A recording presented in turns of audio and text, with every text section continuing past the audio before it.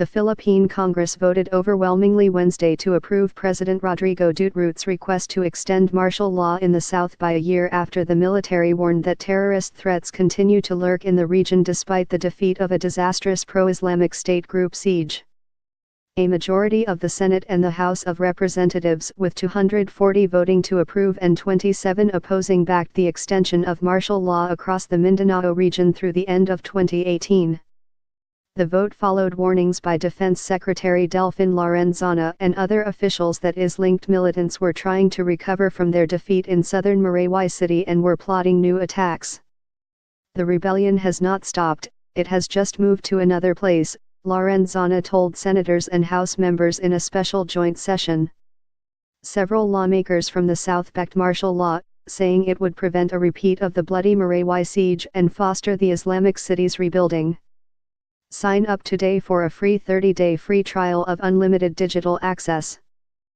5 months of intense fighting, including daily airstrikes and artillery bombardment by the military on hundreds of militants, left more than 1,100 combatants and non-combatants dead and displaced about 500,000 people, turning mosque-studded Maraywai's central business and residential districts into a smoldering war zone.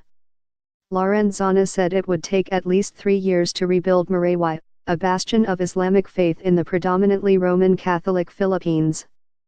Opponents argued that extending martial law in the South is unconstitutional because it's an extreme measure that can only be imposed when actual rebellions against the government exist. They expressed fears that such a move can be a prelude for Duterte to declare martial law throughout the Philippines. Sen. Francis Pangilinan, who heads the main opposition Liberal Party, rejected the martial law extension, saying it did not have a clear constitutional basis.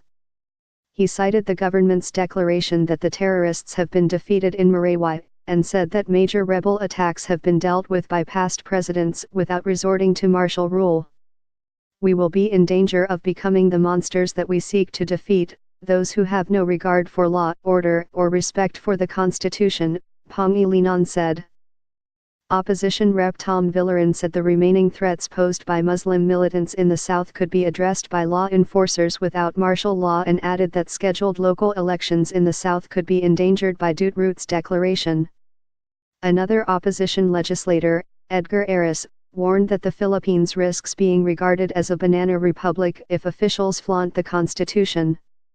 Asked by a lawmaker what difference martial law will make, Military Chief of Staff General Ray Leonardo Guerrero acknowledged that martial law would not give any power tactically to troops, but argued that it provides the environment for us to succeed.